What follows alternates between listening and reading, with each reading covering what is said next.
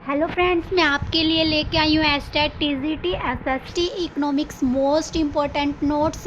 देखते हैं दोस्तों हमारे नोट्स। उत्तरीय मैदानी क्षेत्रों में वर्तमान में गेहूं की मुख्य बीमारी है तो ये हो जाएगी करनाल बंट। चाय में प्याले नुमा पत्ती रोग का कारक है सल्फर की कमी। ठीक है दोस्तों, किसकी कमी हो जाती है? सल्फर की कमी हो जाती है, जिससे जो चाय में प्याले नुमा पत्ती रोग है वो उत्पन्न हो जाता है। अच्छा, जो ये जाति है आम की गुच्छा रोग से अवरोधी है तो कौन कौन सी हो जाएगी दोस्तों? ये लंगड़ा आम, मल्लिका आम और दशहरी आम। अब देखो, अब गर्मियां हैं तो अब आम ही आम देखने को मिलेंगे। कोई लंगड़ा आम, कोई दशहरी आम। सबसे मीठा जो है दशहरी आम होता है। ठीक है दोस्तों।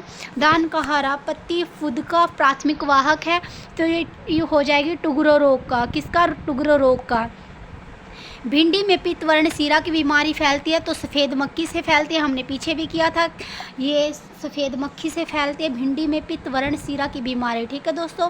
रोग और पौधों का कौन सा युग्म सुमेलित नहीं है? तो ये लैंग आर्म चावल है जो ये सुमेलित नहीं है। ठीक है दोस्तों। कीटनाशकों में से कौन सा प्रतिबंधित किया जा सकता है? तो ये BHC है जो इसको प्रतिबंधित किया जा सकता है। धान का टुंगरो विषाणु प्रसारित होता है तो ये हरी पत्ती के फुद के द्वारा। किसके द्वारा? हरी पत्ती के फुद के द्वारा होता है ये। आगे देख लेते हैं। दूध का धवल रोग है जो मतलब दूध का जो सफ़ेद रंग है वो किसके कारण होता है दोस्तों? ये होता है कैंसिन होता है जो उसकी उपस्थिति के कारण क्या होता है? दूध का सफ़ेद रंग मिलता है। वर्ष 2011 को पशुओं में होने वाला बीमारी किसके लिए है? तो ये हो जाएगी रिंडरपेस्ट के लिए। किसके लिए? रिंडरपेस्ट के लिए। पौधे के संरक्षण, संगरोध एवं भंडारण निदेशालय स्थित है तो ये हो जाएंगे फरीदाबाद में। भारतीय दलहन अनुसंधान केंद्र कहाँ पर स्थित है? तो ये कानपुर में स्थित है। कहाँ पर स्थित है दोस्तों? ये कानपुर में स्थित है। भारतवर्ष में प्रथम कृषि विश्वविद्यालयों की स्थापना की गई थी तो ये पतनगर में की गई थी। किस नगर में की गई थी? पतनगर में की गई थी। केंद्रीय धान अनुसंधान संस्थान कहाँ अवस्थित है? ये कटक में स्थित है दोस्तों।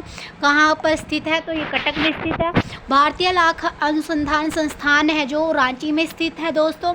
राष्ट्रीय सरसों अनुसंधान केंद्र स्थित है भरतपुर में स्थित है दोस्तों। केंद्रीय भेड़ एवं ऊन अनुसंधान संस्थान स्थापित है तो अंबिका नगर में। कहाँ पर? अंबिका नगर में। प्रयोगशाला से खेत तक कार्यक्रम शुरू हुआ तो ये 1979 में शुरू हुआ था। राष्ट्रीय ग्रामीण संस्थान हैदराबाद में स्थित है। कहाँ पर स्थित है राष्ट्रीय ग्रामीण संस्थान? तो ये हैदराबाद में स्थित है। केंद्रीय कृषि विश्वविद्यालय किस राज्य में स्थित है? तो ये मणिपुर में स्थित है दोस्तों। केंद्रीय कृषि विश्वविद्यालय। नेशनल शुगर इंस्टीट्यूट कहाँ पर स्थित है? तो ये कानपुर में स्थित है। किसान दिवस कब मनाया जाता है? तो ये 23 दिसंबर को मनाया जाता है किसान दिवस। National academy of agriculture research management स्थित है दोस्तों हैदराबाद में। कौन सी कृषि पद्धति 21वीं सदी की कृषि हेतु आवश्यक मानी जा रही है? तो ये पारिस्थितिकीय कृषि है जो उसको आवश्यक माना गया है दोस्तों। कृषि में विभिन्न किस्मों के उर्वरकों का प्रयोग किस संतुलित अनुपात में किया जाना चाहिए? तो ये 4:2:3 के में किया जाना चाहिए। क्या दोस्तों? दोबारा देख लेते हैं। 4:2:1 में किया जाना चाहिए। ड्रिप सिंचाई पद्धति का जन्म स्थान कहाँ माना जाता है?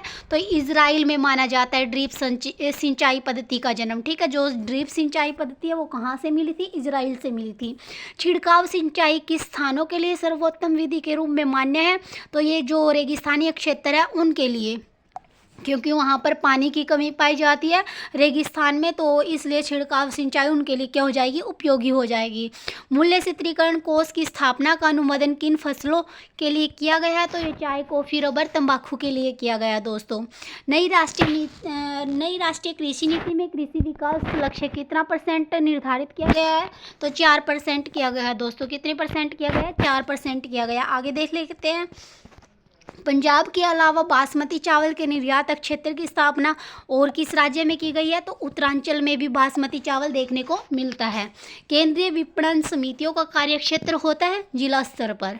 भारतीय किसानों की वित्तीय आवश्यकताओं की पूर्ति हेतु अल्पकालीन ऋण कितनी अवधि के लिए प्रदान किया जाता है दोस्तों? ये 15 महीने के लिए किया जाता है। कितने महीने के लिए किया जाता है? 15 महीने के लिए किया जाता है। जो NAFC सॉरी दोस्तों, दोबारा कर लेते हैं इसको। NAFEC संबंधित है दोस्तों, तो ये कृषि उत्पादों के विपणन से संबंधित है। किससे संबंधित है ये? NAFEC तो ये संबंधित है विपणन, कृषि उत्पादों के विपणन से। कृषि लागत एवं मूल्य आयोग की स्थापना हुई थी, ये 1965 में हुई थी। कृषि लागत एवं मूल्य आयोग की स्थापना। नाबार्ड एक शीर्ष वित्तीय संस्था है जो कब बनी थी दोस्तों? कृषि एवं ग्रामीण क्षेत्रों के विकास हेतु बनी थी। ठीक है, ग्रामीण एवं कृषि विकास हेतु बनी थी दोस्तों ये। भूमि सुधार के विषय किस सूची से संबंधित है? तो ये हो जाएंगे सहकारी उधार ढांचा। सहकारी उधार ढांचा से संबंधित है। सर्वाधिक ग्रामीण जनसंख्या किस राज्य में पाया जाता है? तो ये हिमाचल प्रदेश में पाया जाता है सर्वाधिक ग्रामीण जनसंख्या। सघन कृषि क्षेत्र कार्यक्रम कब शुरू किया गया था? ये 1960 में किया गया था। सघन कृषि क्षेत्र का कार्यक्रम कब शुरू किया गया था? तो ये किया गया था 1963 में। भारत में हरित क्रांति का जनक किसे माना जाता है? डॉक्टर MS स्वामीनाथन है जो इसको भारत में हरित क्रांति का जनक माना जाता है। बहुत बार क्वेश्चन देखने को मिलता है दोस्तों ये हरित क्रांति का जनक। ठीक है, इसको अच्छे से नोट कर लेना आप अपनी कॉपी में। देश के दूध उत्पादन में सर्वाधिक उत्पादन किसका है? तो ये भैंस का दूध है जो सबसे योगदान में है। ठीक है दोस्तों, ऑपरेशन फ्लड कार्यक्रम को किसने शुरू किया था? तो राष्ट्रीय डेयरी विकास बोर्ड है जो उसने ये ऑपरेशन फ्लड कार्यक्रम किया था 1970 में। ठीक है, भारत अपनी दलहन खपत का लगभग कितना % भाग उत्पादित कर लेता है दोस्तों? ये 55% है जो वो कर लेता है। ठीक है, धूसर क्रांति का संबंध किस क्षेत्र से है? तो धूसर क्रांति का संबंध दोस्तों उर्वरक उत्पादन से देखा जाता है। दोस्तों ये क्वेश्चन है जो धूसर क्रांति, ये बहुत बार क्वेश्चन TGT SST है जो एस्टेट उसमें देखने को मिलता है। केंद्रीय आलू अनुसंधान संस्थान कहाँ स्थित है? तो ये कुफरी में स्थित है। कहाँ पर दोस्तों? कुफरी में। 2011-12 के अनुसार भारत मछली उत्पादन में विश्व में कौन सा स्थान रखता है? तो ये तीसरा हो जाएगा दोस्तों, तीसरा स्थान रखता है। इंडियन सोसाइटी ऑफ एग्रोनॉमी की स्थापना कब हुई थी? तो ये 1958 में हुई थी एग्रोनॉमी की स्थापना। भारत के समग्र मछली उत्पादन में किस क्षेत्र का योगदान सर्वाधिक है? तो ये अंतर्देशीय जो क्षेत्र है उसका सर्वाधिक योगदान है। संसार का सर्वाधिक सब्जी उत्पादक राष्ट्र कौन सा हो जाएगा? तो ये चीन हो जाएगा दोस्तों। विश्व का सर्वाधिक तिलहन राष्ट्र कौन है? तो चीन हो जाएगा। भारतीय हरित क्रांति की जन्म स्थली की अगर मैं बात करूं तो पीतनगर है। अगर मैं जनक की बात करूं तो कौन हो जाएगा? Doctor MS Swaminathan. ठीक है, और अगर राष्ट्रीय कृषि विपणन संस्थान अवस्थित है तो ये जयपुर में हो जाएगा। भारत में नाबार्ड बैंक पुनः वित्त उपलब्ध नहीं कराता निर्यात आयात बैंकों को। किसको?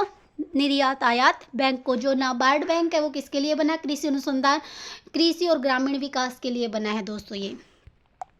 तिलहन उत्पादन पीत क्रांति से संबंधित है। किस उत्पादन से संबंधित है? तिलहन पीत क्रांति से।